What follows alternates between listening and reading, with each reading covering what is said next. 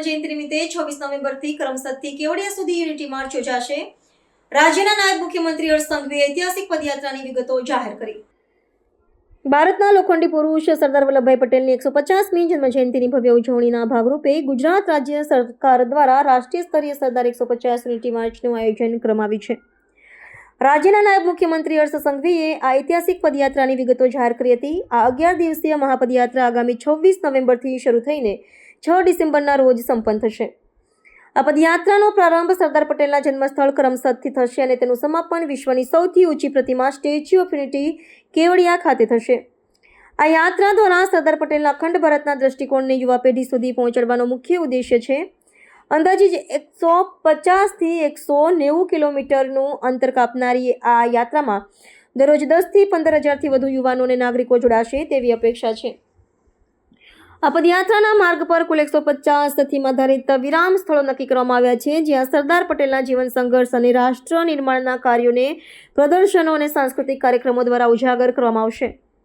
આ રાષ્ટ્રીય સ્તરના કાર્યક્રમમાં કેન્દ્રીય પ્રધાનમંડળના સભ્યો, વિવિધ રાજ્યોના મુખ્યમંત્રીઓ અને સામાજિક ક્ષેત્રના અગ્રણી વ્યક્તિઓ પણ સહભાગી થશે। વડાપ્રધાન નરેન્દ્ર મોદીની વિકસિત ભારતની સંકલ્પનાને મૂર્તિમંત કરવા માટે આ માર્ચને એક મજબૂત માધ્યમ તરીકે જોવામાં આવી રહી છે। સરદાર 150 યુનિટી માર્ચનો મૂળભૂત હેતુ યુવાનોને એક ભારત શ્રેષ્ઠ ભારતની ભાવના સાથે જોડીને રાષ્ટ્રીય એકતા અને અખંડિતતાનો સંદેશ મજબૂત કરવાનો છે। આ યાત્રા દરમિયાન સ્વચ્છતા અભિયાન, પર્યાવરણની જાળવણી માટે વૃક્ષારોપણ અને સ્થાનિક ઉત્પાદનોને પ્રોત્સાહન આપતી સ્વદેશી ઝુંબેશ જેવી રચનાત્મક પ્રવૃત્તિઓનું પણ આયોજન કરવામાં આવ્યું છે।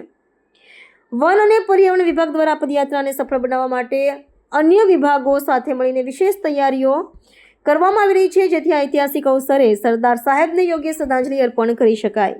આપણા સરદાર સાહેબને 150મી જન્મ જયંતિ એ ઐતિહાસિક રીતે ઉજવાઈ રહી છે।